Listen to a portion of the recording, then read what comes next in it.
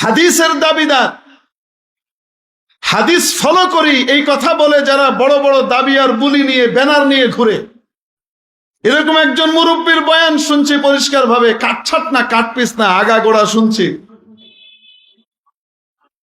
ওনাকে জিজ্ঞেস করা হয়েছে জুমার নামাজের সময় যে দুটো আজান হয়, নবীজির যুগে তো একটা আজান হতো, সেটা ছিল খুতবার সময় যে ইমাম সাহেবের সামনে দাঁড়িয়ে আজান হয় না, ওই আজানটা হতো।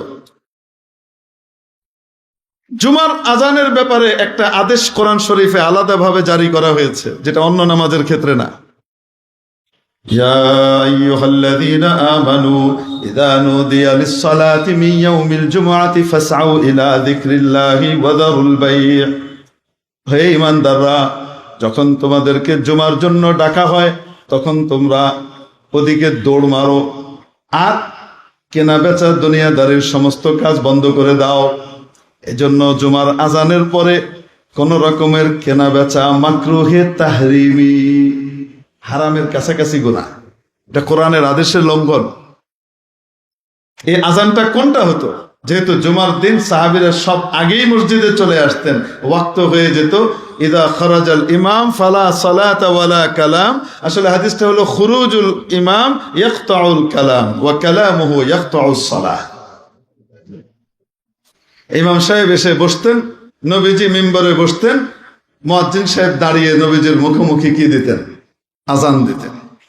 এই জুমার আজান অন্যান্য নামাজের আজান হতো আজানের মতো, বাস তারপরে কি হতো, কিছু সময় থাকতো, মানুষ আসতো, পরে নামাজ শুরু হতো। আর জুমার সময় সাহাবীরা আগের থেকেই এসে বসে থাকতেন, ওই আজানটা হতো, রাসূল খুতবা শুরু করে দিতেন, এরপরে আর কেউ বাইরে কেনা বেচায় থাকতেন না, শোনার সাথে সাথে সব চলে আসতেন। কিন্তু যখন নাকি নবীজির যুগ পার হয়ে সাহাবীদের যুগে, বিশেষ করে হযরত ওমরের যুগে ইসলাম পৃথিবীর অর্ধেক পর্যন্ত ছড়িয়ে গেল, অনেক নতুন নতুন মুসলমান হলেন, তাদের ঈমান আর সাহাবীদের ঈমান একই কোয়ালিটির, বলেন না কেন? এখন তাদের ভিতরে দুর্বলতা আছে, তারা কি করছে, ওই আজান হয়ে গেছে, জুমার নামাজের খুতবা শুরু হয়ে গেছে, কেউ কেউ চিন্তা করতেছে আরে নামাজ তো এখনো শুরু হয়নি, এটা একটু কি করে যায়, এই ডিলটা সেরে যায়। এই জন্য অনেকে গাফেল হয়ে থাকতো। হযরত ওসমান রাদিয়াল্লাহু তাআলা আনহু তার জমানায় কোরআন বিশেষজ্ঞ সাহাবীদের সাথে পরামর্শক্রমে জুমার জন্য স্পেশালি একটা আজান তার আগে আবার চালু করলেন। প্রথম আজান যেটা আমরা দিই, ইমামের জুমার আজান শুরু হওয়ার আগেই আরেকটা আজান, এটা সতর্কতামূলক আজান, যেন এটাতেই সমস্ত মানুষ কাজকর্ম থেকে ফ্রি হয়ে ফারেক হয়ে মসজিদের দিকে আসতে থাকে। আর যখন মূল আজানটা হবে তখন আর কেউ মসজিদের বাইরে না থাকে, কেউ গুনাহগার না হয়। কিয়ামত পর্যন্ত উম্মতকে গুনাহ থেকে বাঁচাবার জন্য এই আজানটা হযরত ওসমান চালু করলেন। ওসমানকে খলিফায়ে রাশিদ বলেন না কেন?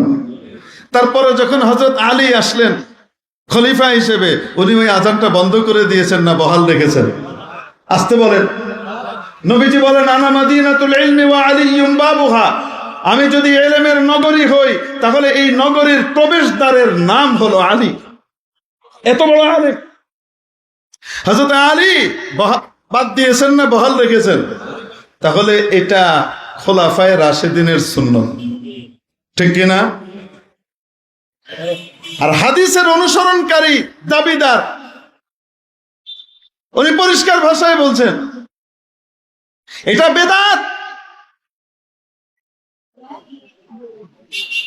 ওটা ওসমান রাদিয়াল্লাহু আনহু করুক আর যেই করুক না কেন, নবীজি করেননি তাই এটা বেদাত, আমি করব না।